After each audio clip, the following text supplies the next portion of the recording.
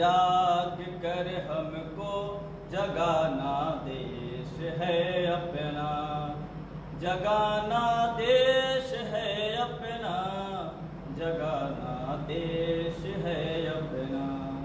स्वयं अब जाग कर हमको जगाना देश है अपना। हमारे देश की मिट्टी हमें प्राणों से प्यारी है, यहीं के अन्न जलवायु परम श्रद्धा हमारी है।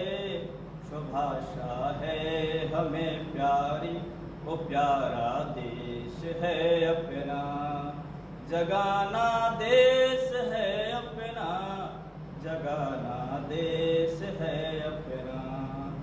नहीं है अब समय कोई गहन निद्रा में सोने का, समय है एक होने का, न मतभेदों में खोने का।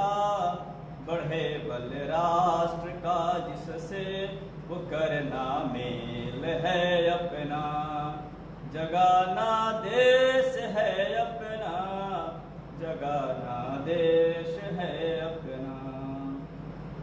जतन हो संगठित हिंदू वो सक्रिय भाव भरने का, जगाने राष्ट्र की भक्ति उत्तम कार्य करने का। समुन्नत राष्ट्र हो भारत यही उद्देश्य है अपना, जगाना देश है अपना, जगाना देश है अपना। स्वयं अब जाग कर हमको जगाना देश है अपना। अभी राष्ट्रीय स्वयंसेवक संघ चंपारण विभाग की ओर से उत्तर पूर्व क्षेत्र के क्षेत्र प्रचारक आदरणीय रामदत्त जी भाई साहब का लाइव होने वाला है, तो आग्रह करते हैं आपका सभी को मार्गदर्शन प्राप्त हो। नमस्कार। उत्तर बिहार प्रांत के पश्चिमी चंपारण विभाग के आत्मीय स्वयंसेवक कार्यकर्ता बंधु, अभी हम सब लोग एक विशिष्ट परिस्थिति में इस प्रकार के कार्यक्रम आयोजित कर रहे हैं, जब सारी दुनिया वैश्विक महामारी के इस दौर से गुजर रही है। भारत भी उस संकट से उबरने में प्रयत्नशील है, लगा हुआ है। ऐसे समय हम सब लोग एकत्र हैं। बंधुओं, इस कालखंड में हम सब अपना स्वास्थ्य ठीक रखते हुए, स्वयं को संक्रमण से बचाते हुए, समाज जीवन को भी स्वस्थ रखने में और संक्रमण से बचाने में सहायक बन रहे होंगे। ऐसे समय यह सब करते हुए भी अपने संघ का यह पवित्र कार्य, उसको विकसित और विस्तारित करने में लगे हुए हैं। बंधुओं, अपने देश के बारे में जब हम इतिहास देखते हैं तो अपना देश संपूर्ण दुनिया का मार्गदर्शन करने वाला ये देश था। एक कवि के शब्दों में कहना हो तो कहते हैं, सत सत आघातों को सहकर जीवित हिंदुस्तान हमारा, जग के मस्तक पर रोलीशा शोभित हिंदुस्तान हमारा। दुनिया का इतिहास पूछता, रोम कहाँ यूनान कहाँ है, घर घर में शुभ अग्नि जलाता, वह उन्नत ईरान कहाँ है। दीप बुझे पश्चिमी गगन में, व्याप्त हुआ बरबर अंधियारा, किंतु चीर कर दम की छाती चमका हिंदुस्तान हमारा। सारी दुनिया को दिशा देने वाला, मार्गदर्शन करने वाला ऐसा अपना एक देश जगत गुरु के नाते रहा। बंधुओं, अपने देश की इस प्रकार की अवस्था कब थी? जब हमारा देश एक रस था, समरस था। अपने देश के अंदर किसी प्रकार का छुआछूत, जाति को लेकर विषमता का भाव नहीं था। तब हमारे देश की यह स्थिति थी। हमारे देश में कहीं भी छुआछूत को स्थान नहीं था। प्राचीन इतिहास को देखें, हमारे वांग्मय को देखें, कहीं पर भी इसको महिमा मंडन नहीं है। मर्यादा पुरुषोत्तम भगवान हम देखते हैं तो केवट को भी उन्होंने गले लगाया। उन्होंने माता सबरी जो मतंग समाज की थी, उनके भी जूठे बेर खाए। कभी उन्होंने अस्पृश्यता का भाव नहीं रखा। भगवान श्री कृष्ण के भी जीवन में हम देखते हैं तो भगवान श्री कृष्ण का जीवन भी ग्वाल बालों के साथ ही व्यतीत हुआ। ग्वाल बालों के साथ मिलना, उनके साथ खेलना कूदना, उनके साथ एक रस होकर के रहना, और उसी के माध्यम से भगवान श्री कृष्ण ने ग्वाल बालों के साथ मिलकर गोवर्धन पर्वत को भी धारण किया। ऐसे भगवान श्री कृष्ण के जीवन में भी कहीं पर भी ऊंच नीचता का भाव नहीं। बंधुओं, हमारे देश के जो वांग्मय हैं, साहित्य है, उसमें भी कहीं पर भी इसका महिमा मंडन नहीं है। तुलसीदास जी ने रामायण में कहा है, सिया राम मैं सब जग जानी। संपूर्ण जगत के अंदर वो राममय स्वरूप देखते हैं। सबके अंदर एक ही आत्म तत्व का दर्शन करते हैं। भगवत गीता के अंदर हमारे यहाँ अध्याय 5 में श्लोक क्रमांक 18 है। उसमें लिखा है, विद्या विनय संपन्ने ब्राह्मणे कवि हस्तिनी सुनि चैव स्वपाके च पंडिता समदर्शन। अर्थात पंडित कौन है? तो विद्या विनय युक्त ब्राह्मण में, हाथी में, गौ में, कुत्ते में, चांडाल में, सब में एक ही आत्म तत्व का दर्शन करता है, वह पंडित है। छुआछूत मानने वाले को पंडित नहीं कहा। ऐसे भगवत गीता के अंदर भी बताया गया है। उसी में अध्याय 9 में श्लोक क्रमांक 30, 31 और 32, उसमें भी इसी बात का उल्लेख भगवान श्री कृष्ण करते हैं।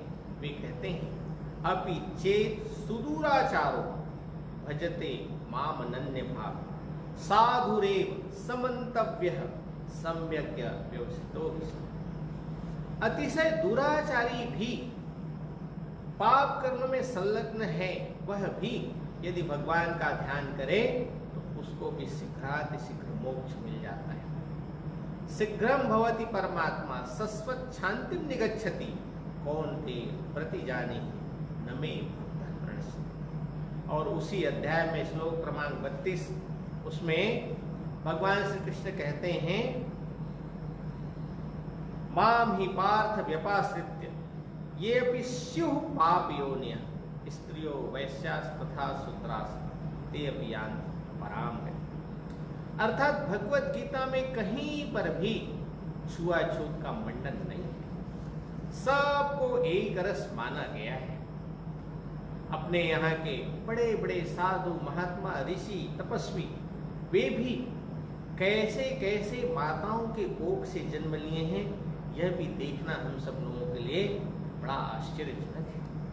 बंधुओं, कहा गया है, वैश्या गर्भ समुत्पन्नो वसिष्ठस्य महामुनि दासी गर्भ समुत्पन्नो नारदस्य महामुनि कैवर्ती गर्भ समुत्पन्नो व्यासस्य महामुनि क्षत्रिय गर्भ समुत्पन्नो विश्वामित्रस्य महामुनि कुंभा गर्भ समुत्पन्नो अगस्त्यस्य महामुनि श्रृंगी गर्भ समुत्पन्नो ऋष्य श्रृंग महामुनि शूद्री गर्भ समुत्पन्नो कुशकस्य महामुनि तपस्यात् भवेत् ब्राह्मण तस्मात् जातिर्न कारणात्। अर्थात ये बड़े बड़े तपस्वी विश्वामित्र कैसे पैदा हुए?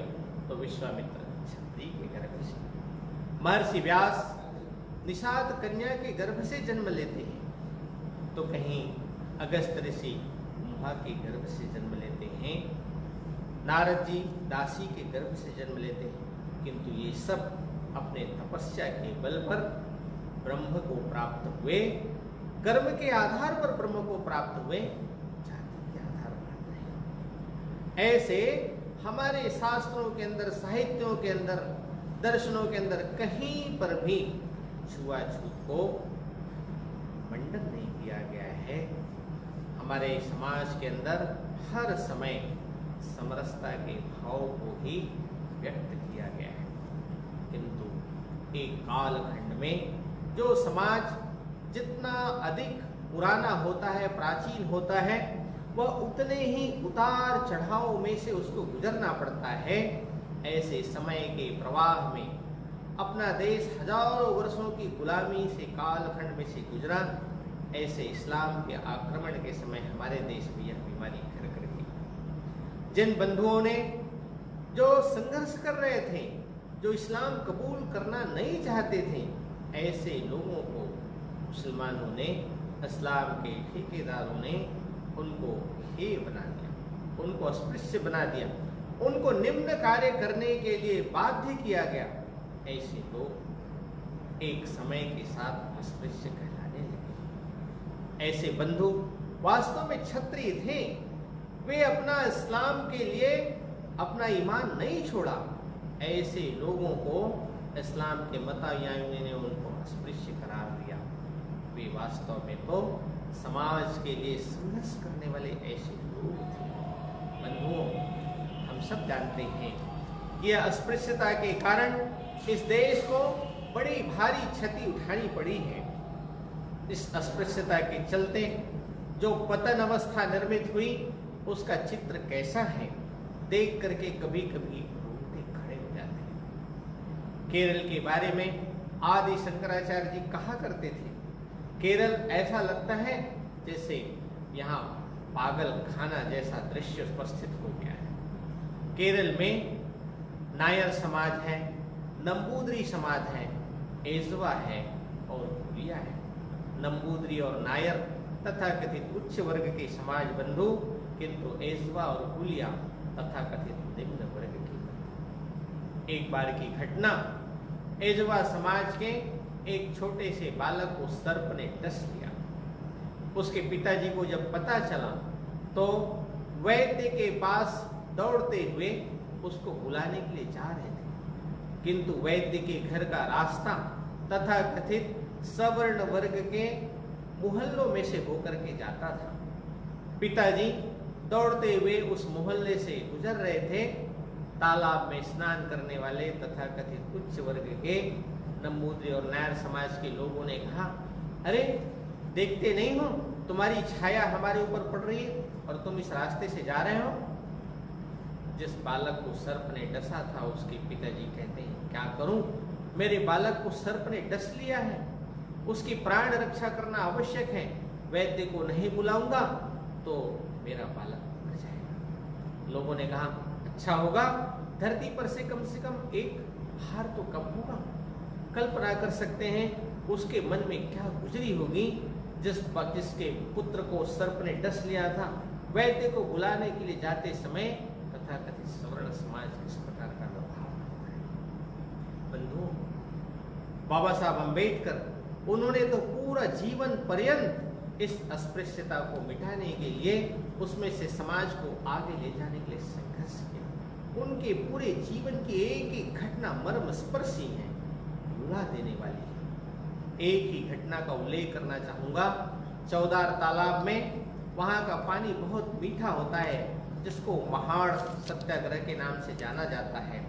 उस चौदार तालाब का पानी वहां रहने वाले सब लोग पी सकते थे, सब लोग ग्रहण कर सकते थे, किंतु तथाकथित अस्पृश्य समाज के बंधु उस तालाब में प्रवेश नहीं कर सकते थे, वहां का पानी ग्रहण नहीं कर सकते थे। पूज्य बाबा साहब अम्बेडकर को जब पता चला तो उन्होंने सत्याग्रह किया। हजारों लोग आसपास के उसके समाज के बंधु तथा अन्य समाजों के बंधु भी उस सत्याग्रह में शामिल हुए। बाबा साहब अम्बेडकर ने वहां पर सत्याग्रहियों को आह्वान करते हुए कहा था, उस समय उन्होंने 3 प्रश्न खड़े किए थे। इस गांव में रहने वाले सभी लोग इस तालाब में जा सकते हैं, तालाब का पानी पी सकते हैं, किंतु हम नहीं। क्या हम लोग इस गांव के रहने वाले नहीं हैं? हम लोग मनुष्य नहीं हैं? दूसरा प्रश्न उन्होंने किया, इस गांव में रहने वाले पशु पक्षी कुत्ते बिल्ली वो भी उस तालाब में जा सकते हैं, स्नान कर सकते हैं, पानी पी सकते हैं, किंतु हम नहीं। क्या इस गांव में पलने वाले पशु पक्षी कुत्ते बिल्ली उससे भी हम गए गुजरे हैं? और तीसरा प्रश्न करते हैं, हमारे अपने घरों में पलने वाले कुत्ते बिल्ली पशु पक्षी वो भी उस तालाब में जा सकते हैं, पानी पी सकते हैं, किंतु हम नहीं। क्या हमारे टुकड़ों पर पलने वाला ये पशु पक्षी कुत्ता बिल्ली वह भी हमसे श्रेष्ठ हो गया? बंधुओं, पूज्य बाबा साहब अम्बेडकर के प्रश्नों का उत्तर हमको देना होगा। आज भी उन प्रश्नों का उत्तर समाज को तलाशना होगा।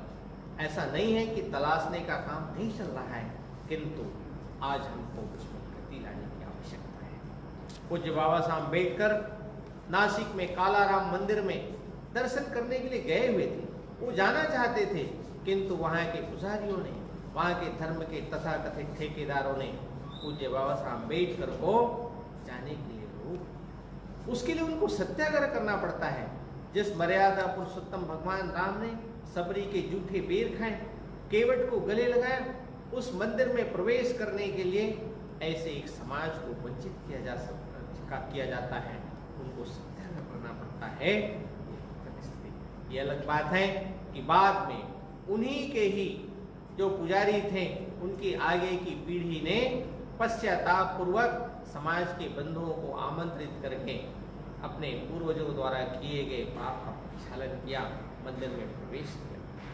बंधुओं, हम सब औरंगाबाद विश्वविद्यालय की घटना जानते हैं। औरंगाबाद विश्वविद्यालय महाराष्ट्र में है।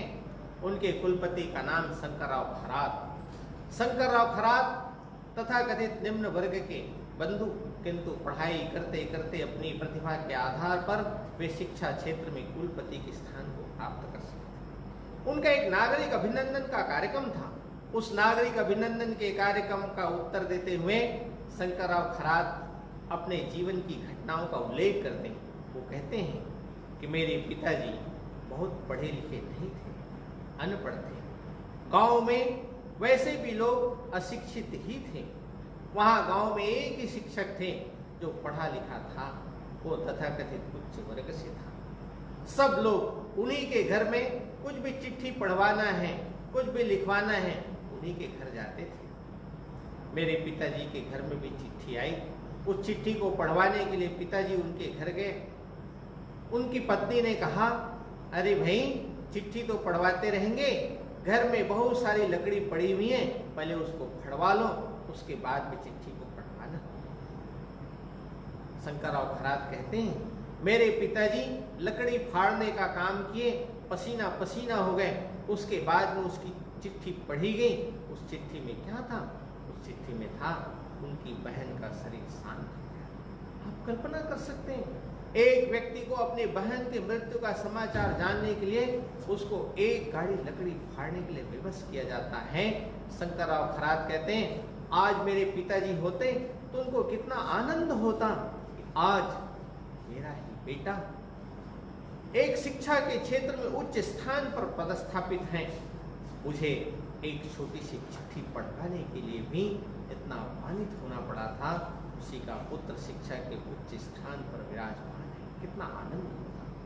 शंकरराव खरात उस अभिनंदन का उत्तर देते हैं। कराल अंतराल पुस्तक है, उसमें उनके अनुभवों को साझा किया जा सकता है। बंधुओं, अपने देश में अस्पृश्यता को दूर करने के लिए, सामाजिक विषमता को दूर करने के लिए एक लंबे प्रयत्नों की मालिका चली है। नारायण गुरु केरल में इस अस्पृश्यता को दूर करने के लिए बहुत प्रयत्न किए। एजवा शिव की भी स्थापना की और उसमें ऐसे तथाकथित अस्पृश्य बंधुओं को उसमें प्रवेश दिया गया।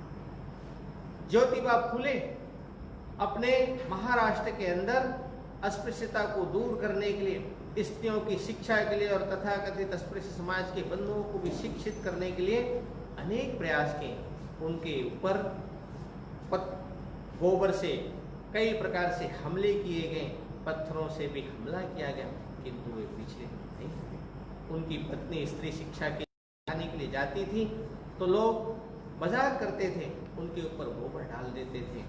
ज्योतिबा फुले कहते थे, सावित्री बाई तुम चिंता मत करो, एक साड़ी लेकर के और जाओ, ये गोबर वाली साड़ी वहां उतार देना, दूसरी साड़ी पहन लेना और फिर वापस आते समय फिर उसी गोबर से सने में साड़ी पहन करके आना।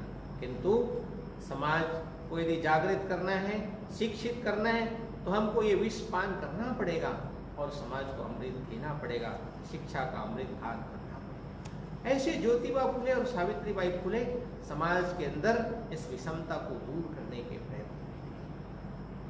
स्वतंत्र वीर सावरकर पतित पावन मंदिर की स्थापना करते हैं।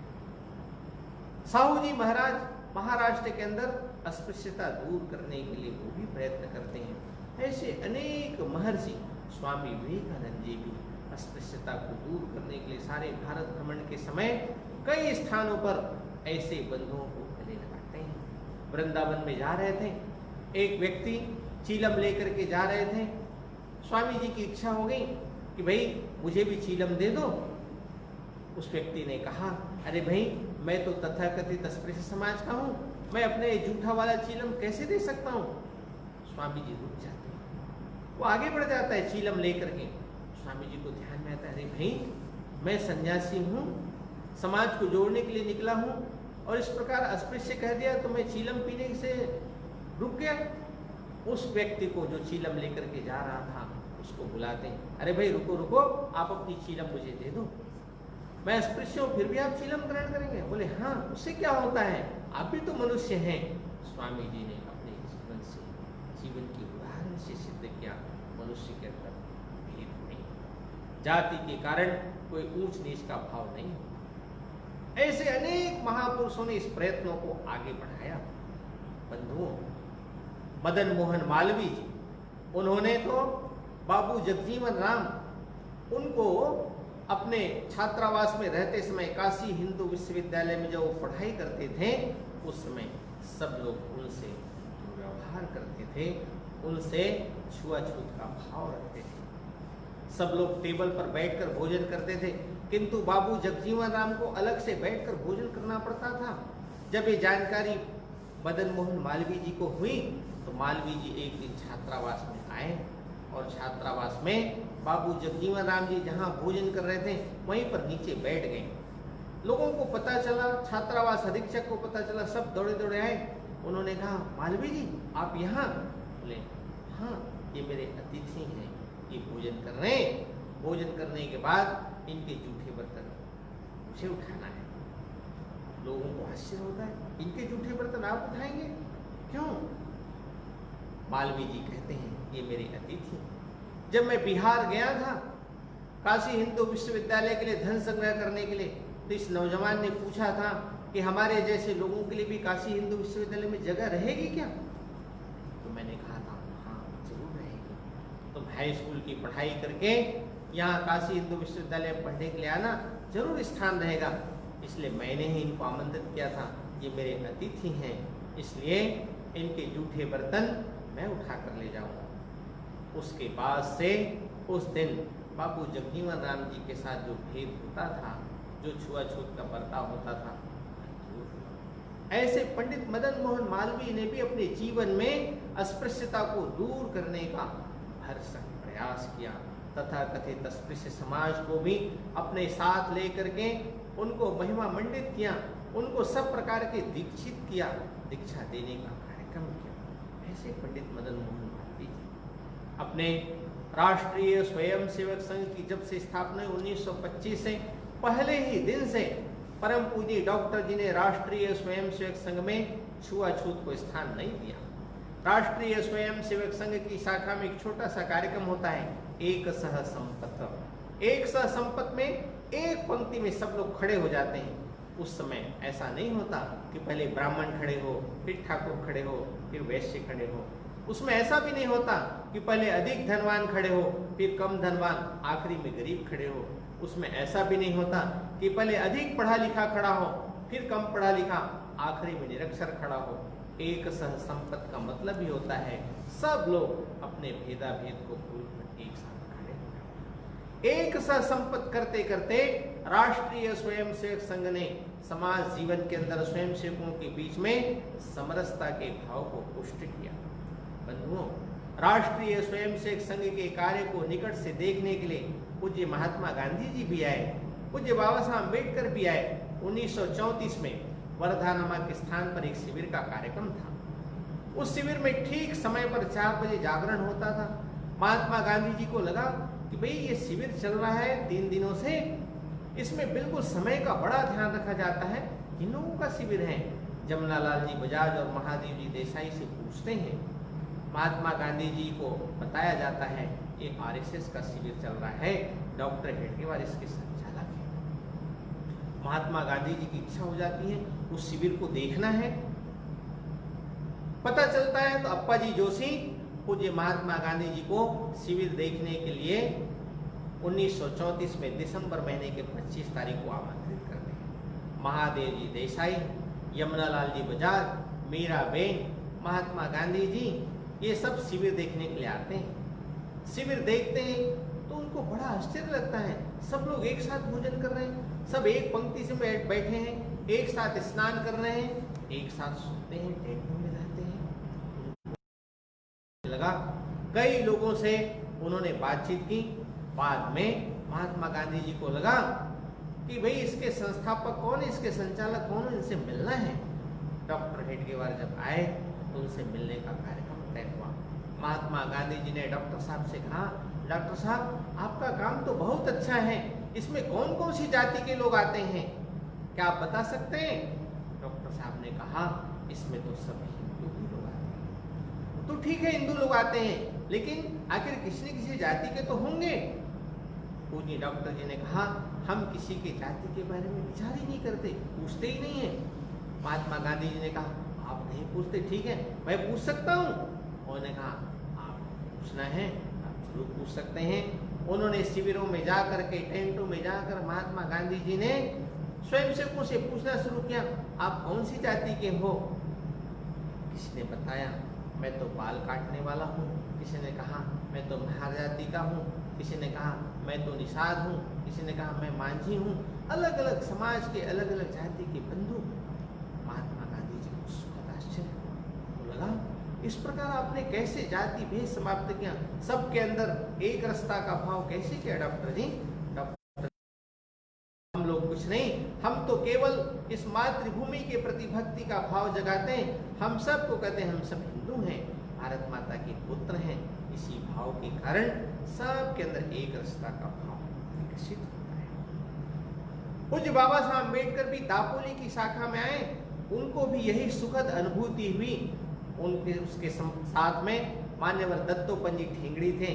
दत्तोपंत जी को कहा बाबा साहब अम्बेडकर ने ये काम तो बहुत अच्छा है लेकिन समय बहुत लगने वाला है, मैं इतने समय तक प्रतीक्षा नहीं कर सकता, इसलिए अपने समाज बंधुओं को कोई न कोई दिशा देनी पड़ेगी, कोई न कोई मार्गदर्शन करना ही पड़ेगा। ऐसे पूज्य बाबा साहब अम्बेडकर, महात्मा गांधी दोनों राष्ट्रीय स्वयंसेवक संघ की समरसता के व्यवहार को देख करके अत्यंत प्रभावित हुए।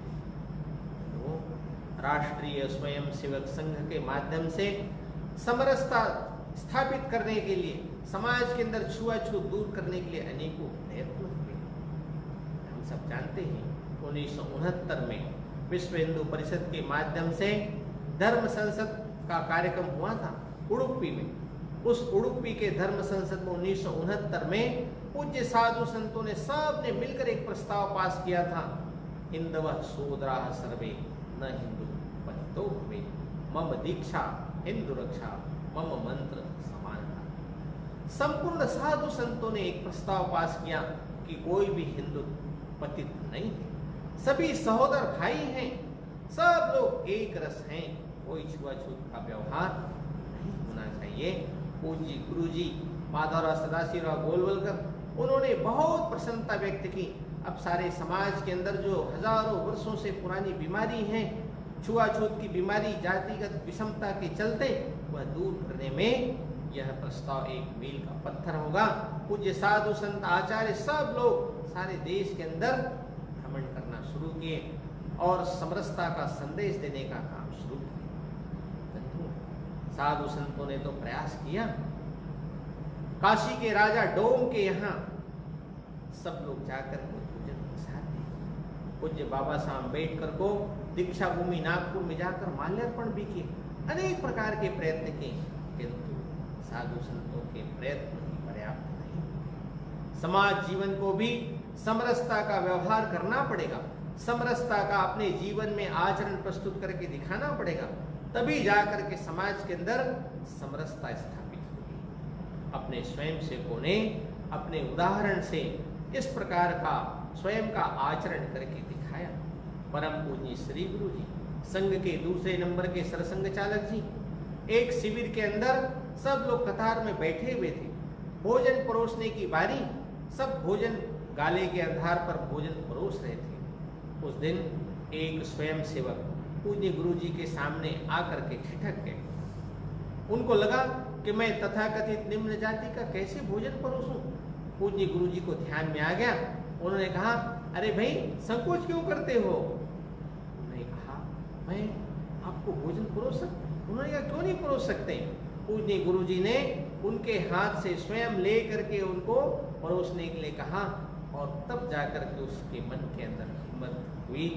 उसको लगा, हाँ मैं भी परोस सकता हूँ। पूज्य गुरु जी ने अपने जीवन से उदाहरण प्रस्तुत किया। एक तथाकथित अस्पृश्य जाति के स्वयंसेवक के घर में, वैसे तो स्वयंसेवक सब हमारे कोई अस्पृश्य नहीं होते हैं, किंतु ऐसे ही निम्न वर्ग के एक स्वयंसेवक के घर में पूज्य गुरु जी चाय पीने के लिए गए। साथ में 2-3 अन्य कार्यकर्ता थे। चाय पिए, वो कार्यकर्ता भी उसके घर में चाय की सामग्री नहीं तो इधर उधर से चाय की सामग्री जुटाया।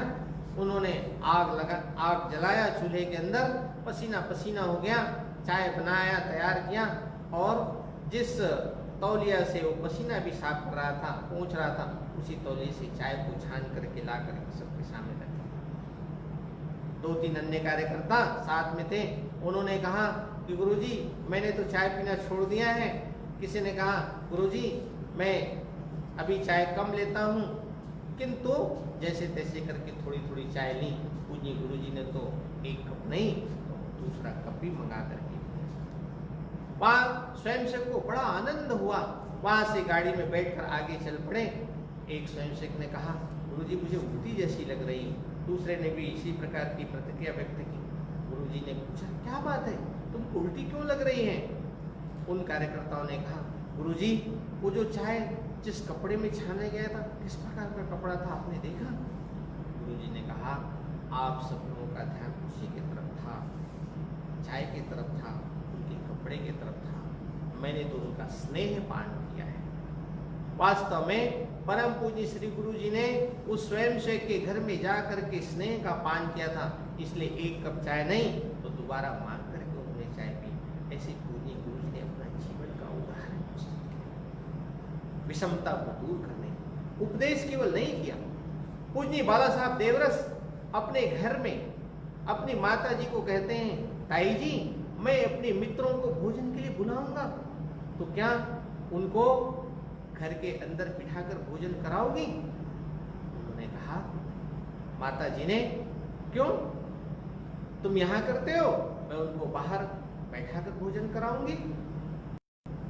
तो बाला साहब देवरस ने कहा, तो फिर ठीक है, कल से मैं भी उसी स्थान पर बैठकर भोजन किया करूंगा। ताई जी को तुरंत समझ में आ गया, ठीक है, मैं उनको अंदर ही बुलाकर भोजन कराऊंगा। फिर बाला साहब देवरस ने कहा, जैसे मेरे जूठे बर्तन उठा करके तुम खुद धोती हो, साफ करती हो, उसी प्रकार मेरे मित्रों के भी जूठे बर्तन धोगी, साफ करोगी?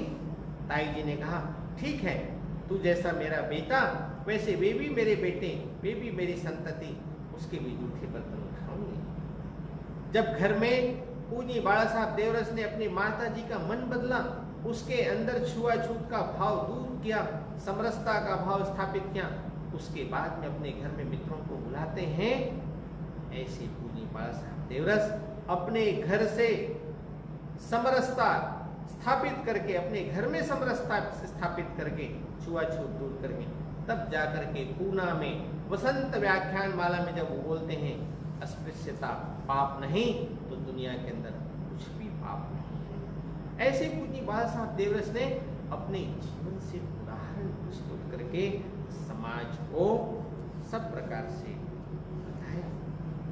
पूज्य रज्जू भैया ने भी अपने घर से उदाहरण रख करके उन्होंने समाज को बताया कि छुआछूत मानना ठीक नहीं। उनके घर में काम करने वाली एक आया थी, वह तथाकथित उच्च वर्ग से थी।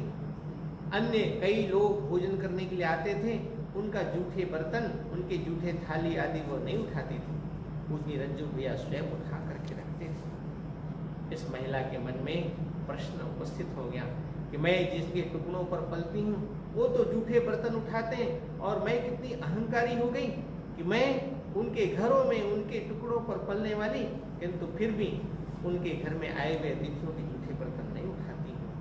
उनका भी मन बदला। पूज्य रज्जू भैया ने अपने जीवन का उदाहरण रख करके उस महिला के मन के अंदर परिवर्तन लाया। ऐसे अपने राष्ट्रीय स्वयं सेवक संघ के ज्येष्ठ श्रेष्ठ कार्यकर्ताओं ने अपने जीवन का उदाहरण प्रस्तुत करते हुए सामाजिक विषमता को दूर करने का प्रयत्न किया और सब जगह समरसता का भाव खड़ा हो, इस प्रकार का प्रयत्न किया। अपने स्वयं सेवकों ने ऐसे देश भर के अंदर लाखों स्वयं सेवक अपने जीवन का उदाहरण प्रस्तुत किया। केवल उपदेश नहीं किए, केवल भाषण नहीं किए, अपने जीवन का उदाहरण प्रस्तुत किए। हरियाणा में जिंद नामक जिला है, वहां के कार्यकर्ता सीताराम बागड़ी मोची समाज के कार्यकर्ता थे। बसपा के लोग आते थे, उनको भड़काते थे, उकसाते थे, अरे तुम वही मनुवादियों के बीच में जो सब प्रकार से सांप्रदायिक हैं, उनके बीच में तुम रहते हो, तुम हमारे साथ नहीं आते हो। ये सीताराम बागड़ी उनको कहते थे, अपने बसपा के मित्रों को कहते थे, अरे भाई जो जिनके साथ मैं रहता हूँ वो भले लोग हैं, अच्छे लोग हैं, मैं तुम लोगों के साथ नहीं आ सकता। एक बार उनके घर में बेटी का विवाह हुआ। सीताराम बागड़ी की बेटी के विवाह के समय बाराती जितने आने थे उससे दुगुना आ गए। जो चीनी मिट्टी के प्लेट रखे हुए थे वे कम पड़ गए। बाराती लोग एक भीड़ में आए, चीनी मिट्टी के बर्तन कम पड़ गए, जितने बर्तन थे उसमें भोजन ले लिए, बाकी ऐसे खाली रहे।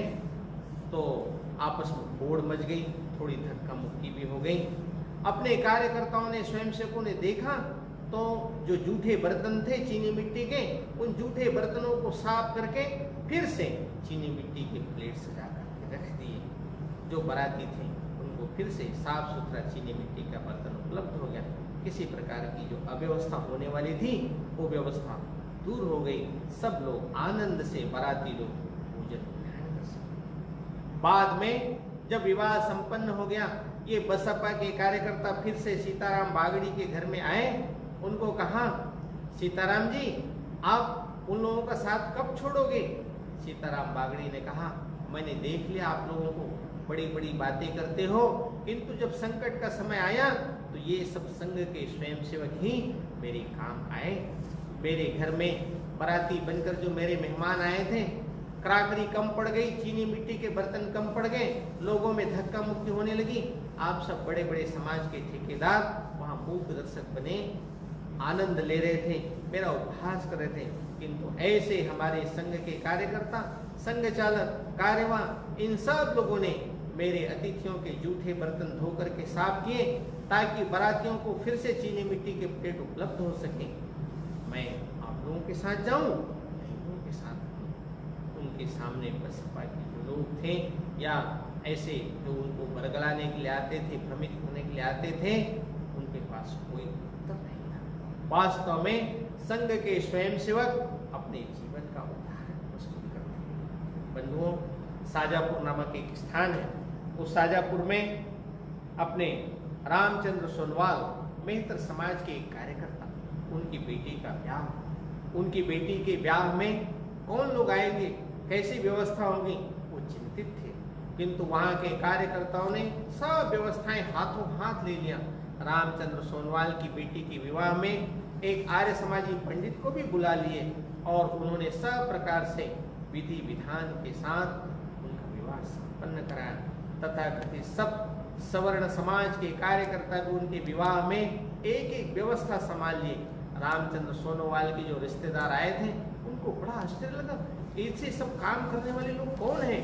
रामचंद्र ने कहा ये सब मेरे कार्यकर्ता हैं, लोग हैं, उनके समाज के लोग भी बड़े प्रभावित हुए। ऐसे ही मंदसौर में नाहरगढ़ करके एक स्थान है, वहां पर दौलत राम करके एक स्वयं से चर्मकार समाज से उनके घर में माता जी का निधन, माता जी के निधन में मृत्यु भोज, उस मृत्यु भोज में समाज के लोग आने में आनाकानी करते थे। समाज के लोग आते नहीं थे, आते भी थे तो बैठ करके सांत्वना दे करके शोक संवेदना व्यक्त करके चले जाते थे, कोई मृत्यु भोज में शामिल नहीं होते थे। किंतु ऐसे दौलत राम जी के यहाँ जो चमत्कार समाज थे उनके घर में पंक्ति में बैठकर भोजन करने का काम, भोजन परोसने का काम अपने संघ के स्वयंसेवकों ने किया। उनके समाज के लोग इस दृश्य को देखकर उनके आंखों में आंसू आ गया। ऐसे भी लोग होते हैं क्या संघ के लोग? दौलत राम जी ने कहा हाँ, संघ के लोग ऐसे ही होते हैं। अपने जीवन का उदाहरण प्रस्तुत करके बताना समाज को कि समाज में किसी भी प्रकार से विषमता नहीं होनी चाहिए। बंधुओं, मेरा बहुत वर्ष छत्तीसगढ़ में व्यतीत हुआ। छत्तीसगढ़ में हमारे एक स्वीपर समाज के कार्यकर्ता थे, उनका नाम राजेश खाटेकर। बंधुओं, उनके घर में एक नया भवन बना, सत्यनारायण की पूजा का कार्यक्रम था। सत्यनारायण की पूजा के लिए भी अपने स्वयंसेवक कार्यकर्ता उनके सब प्रकार से वास्तु शांति के लिए आए हुए थे। वास्तु शांति का कार्यक्रम हुआ, फिर भोजन के लिए बैठना था, उनके समाज के भी लोग आए हुए थे। समाज के एक मुखिया थे, उन्होंने कहा अरे भाई पहले ये आरएसएस के लोग जो हैं उनको भोजन करा दो, फिर बाद में हम लोग करेंगे। हमारे संघ चालक प्रेम जी उन्होंने कहा नहीं, भोजन तो सब लोग साथ में बैठकर ही करेंगे। जो उनके समाज के स्वीपर समाज के मुखिया थे उनको अपने बाजू में बिठाया, दाहिनी ओर बिठाया, भोजन मंत्र के साथ भोजन हुआ। उन सबको बड़ा सुखद आश्चर्य लगा, आनंद हुआ। उन्होंने कहा कि आप सब लोगों के संगति के कारण राजेश खांडेकर नाम का जो कार्यकर्ता है वो इतना सात्विक बन गया, इतना श्रेष्ठ बन गया, वकील बन गया, सात्विक जीवन जीने वाला बन गया। काश हमारे अनेक समाज के ऐसे बंधु आपके आरएसएस में आते तो समाज के अंदर एक जागृति उत्पन्न हो पाता। किंतु आगे आने वाले समय में प्रयास करूंगा। ऐसे उदाहरण भरे पड़े हैं समाज के अंदर, अनेक ऐसे उदाहरण हैं। कांकेर जिला है छत्तीसगढ़ में, वहाँ के एक कार्यवाह उनका नाम सेवक राम कुलदीप, तथा कथित निम्न वर्ग से, किंतु वो जहाँ जाते थे सब जगह सम्मान होता था, सब जगह स्वागत होता था। किंतु जिस गांव के वो रहने वाले थे सब लोग जानते थे उनको, इसलिए वहाँ उनका सम्मान नहीं होता था, वहाँ उनको तिरस्कार का सामना करना पड़ता था। एक बार की घटना, उनका स्वयं विवाह का प्रसंग उपस्थित हो गया। सेवक राम कुलदीप ने कहा भैया मेरे ही घर में मेरा ही विवाह है, कैसे विवाह संपन्न होगा, गांव के लोग साथ नहीं देंगे। अपने कार्यकर्ताओं ने कहा आप चिंता न करें, क्या क्या काम है आप बताइए, हम सब लोग मिलकर के करेंगे। हमारे रतन सिंह जी ठाकुर, हमारे काशी प्रसाद जी तिवारी, कोमल सिंह जी, ऐसे सब लोगों ने काम बांट लिया। वहाँ के जिला प्रचारक गोचन मरकाम थे, वो सब लोगों ने काम बांट लिया। और जब बारात आया, वहाँ के सब उसके मेहमान आए, अतिथि आए, सबके स्वागत सत्कार में स्वयंसेवक लगे थे। उनके जूठे बर्तनों को उठाने का काम भी अपने स्वयंसेवक कर रहे थे। काशी प्रसाद जी तिवारी अतिथियों के स्वागत के लिए लगे हुए थे। गाँव के लोगों को लगा इतने बड़े बड़े लोग उनके घर में आ सकते हैं, उनके घर में अतिथियों का स्वागत कर सकते हैं, सम्मान कर सकते हैं, तो हम लोग क्यों नहीं कर सकते हैं। हम लोगों को भी आने में कोई आपत्ति नहीं। वास्तव में समाज के संभ्रांत लोगों ने उदाहरण प्रस्तुत किया तो उस गांव के अंदर जो सेवक राम के प्रति भाव था उसके अंदर बदल आ गया। सब लोग उनके घर आना जाना शुरू। बंधुओं, वास्तव में समाज के तथाकथित उच्च वर्ग, समाज के प्रबुद्ध नागरिक, उनको ही अपने जीवन में उदाहरण प्रस्तुत करना पड़ेगा। ये उदाहरण प्रस्तुत करेंगे तब जाकर के समाज के अंदर बदल होगा। वास्तव में आज इस अस्पृश्यता के चलते समाज ने बहुत क्षति उठाई है। अपने समाज के बहुत सारे लोग मतांतरित होने को विवश हुए। बहुत से बंधु ईसाई बन गए, बहुत से बंधु मुस्लिम बन गए, किंतु इन सब को दोष देने से कोई फायदा नहीं। अब हम सब लोगों को इस सामाजिक विषमता को जड़ मूल से दूर करना है तो एक प्रयास बहुत तेजी से करना पड़ेगा। अपने लाखों लाख स्वयंसेवक सब अपने घरों से उदाहरण प्रस्तुत करते हुए इस विषमता को दूर करने का प्रयास अपने घरों से करेंगे तो वह दिन दूर नहीं जब फिर से समाज के अंदर विषमता दूर होकर के समरसता स्थापित होगी। बंधुओं, समरसता लाना बहुत आवश्यक है। पूज्य सरसंघ चालक जी कहते हैं कि पेयजल की व्यवस्था सबके लिए समान होनी चाहिए, शमशान घाट सबके लिए समान होना चाहिए, मंदिर पूजा गृह सबके लिए एक होना चाहिए, इसमें किसी भी प्रकार का भेदभाव नहीं होना चाहिए। दुर्भाग्य से आज भी कहीं कहीं पर इस प्रकार की दुर्घटनाएं सुनाई पड़ती हैं, मन दुखित हो जाता है। अपवाद ही क्यों न हो, इस प्रकार की कोई भी दुर्घटना सुनने में नहीं आनी चाहिए। इसके लिए हम सब लोगों को कटिबद्ध होकर चलना है। बंधुओं, एक कालखंड था जब सुदामा भगवान श्री कृष्ण से मिलने के लिए चल पड़ा था। रास्ते में बहुत सारी कठिनाइयां मिली। उन कठिनाइयों को दूर करते हुए सुदामा भगवान श्री कृष्ण की द्वारिका में पहुंच गए। सामने द्वारपालों को बताते हैं, आप जाकर के बताओ कि आपका मित्र आया है मिलने के लिए। द्वारपाल तो पहले जाने नहीं देते हैं, पहले अपना परिचय देते हैं। धोती फटीसी अरी दुपटी तरु पाय उपान की बन छाया, और अंत में कहते हैं बतावत आपन नाम सुदामा। जैसे ही सुदामा नाम बताते हैं वैसे ही वहाँ पर भगवान श्री कृष्ण जो है वो सुदामा से मिलने के लिए आते हैं और सुदामा से मिल करके उनके चरणों को पानी से नहीं आंसुओं से धोना।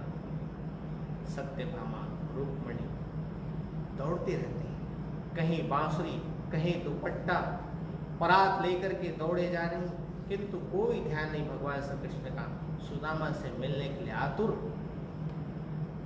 ऐसा दृश्य था। ऐसे बेहाल विवाहिनसों पग कंटक जाल लगे पुनि जोए, हाय महादुख पाए सखा तुम आए हितै हितै दिन खोए। देख सुदामा की दीन दशा करुणा करिके करुणा निधि रोए। पानी परात हाथ छियो नहीं, नैनन से जल सो बदले। भगवान श्री कृष्ण सुदामा के चरणों को आंसू से बंधुओं, उस समय सुदामा निकला था भगवान श्री कृष्ण से मिलने, पहुंच गया था। आज समाज के अंदर कई ऐसे बंधु हैं जो अभावग्रस्त हैं, जहां शिक्षा नहीं, जहां स्वास्थ्य नहीं, ऐसे बंधुओं के बीच में हम सबको जाना। कृष्णों को ही, जो समाज के कृष्ण हैं, उनको ही सुदामा के पास में जाना पड़ेगा, उनको गले लगाना पड़ेगा, उनको आत्मसात करना पड़ेगा, उनको आत्मीयता से, सब प्रकार से स्नेह से आलिंगन देना पड़ेगा। बंधुओं, समाज के अंदर इस प्रकार के आत्मीय भाव से हम सब लोगों को जोड़ेंगे, तब जाकर समरसता उत्पन्न होगी। ये बंधुता, समरसता, ये आत्मीयता से ही निर्माण होगी। संपूर्ण समाज अपना है, इस भाव को धारण करके आत्मवत् सर्वभूतेषु की बात जब मानते हैं तो सब के अंदर एक ही आत्म तत्व है। इसको मान करके हम सबको उसी प्रकार आत्मीयता पूर्वक व्यवहार करें, उनको किसी भी प्रकार से उपेक्षित न समझें। यह अपने उदाहरण से हम लोग करेंगे। विशेष करके मातृशक्ति माताएं अपने जीवन में, अपने घरों में आत्मशक्ति का निश्चय ठाने, पड़ी हुई झूठी शिकार को सीख नहीं जाते हैं खाने। एक हाथ में प्रलय, दूसरे में सृजन लिए चलते हैं, आंखों में वैभव के सपने, पग में तूफानों की गति हो, राष्ट्रभक्ति का ज्वार आए। जिसकी हिम्मत हो वास्तव में हर एक नागरिक के अंतःकरण में राष्ट्रभक्ति का प्रखर ज्वार जगाना और उसके माध्यम से सबके अंदर आत्मीयता का भाव जगाकर इस सामाजिक विषमता को दूर कर समरसता के भाव को पुष्ट करने के काम में हम सब लोग प्रतिबद्ध होकर के लगे। जिस दिन सब लोग एक रस होकर के व्यवहार करना शुरू कर देंगे, उस दिन अराष्ट्रीय गतिविधियां किसी भी प्रकार से सफल नहीं हो सकेंगी। वास्तव में पूज्य बाबा साहब अम्बेडकर का जो सपना था, सब लोग एक रस होकर समाज जीवन को खड़ा करना, संगठित करना, वह आज के समय की आवश्यकता है। इस कोरोना नामक वैश्विक महामारी के समय हम संपूर्ण समाज एक रस होकर खड़ा हो, एकजुट होकर खड़ा हो, एक मन एक भाव लेकर खड़ा हो, प्रखर देशभक्ति का विचार लेकर खड़ा हो। इसकी आवश्यकता है। हम सबको परमात्मा शक्ति दे, सामर्थ्य दे, हम स्वयं को स्वस्थ रखें, सुरक्षित रखें और समाज बंधुओं को भी स्वस्थ और सुरक्षित रखने के लिए भगवान हम सबको शक्ति प्रदान करे। आप सब लोग इस कार्यक्रम में आए, इसके लिए आप सब बंधु भगिनियों को बहुत बहुत धन्यवाद करते हुए, साधुवाद देते हुए अपनी वाणी को विराम देता हूँ। समरसता कोई भाषण का विषय नहीं, वास्तव में आचरण का विषय है।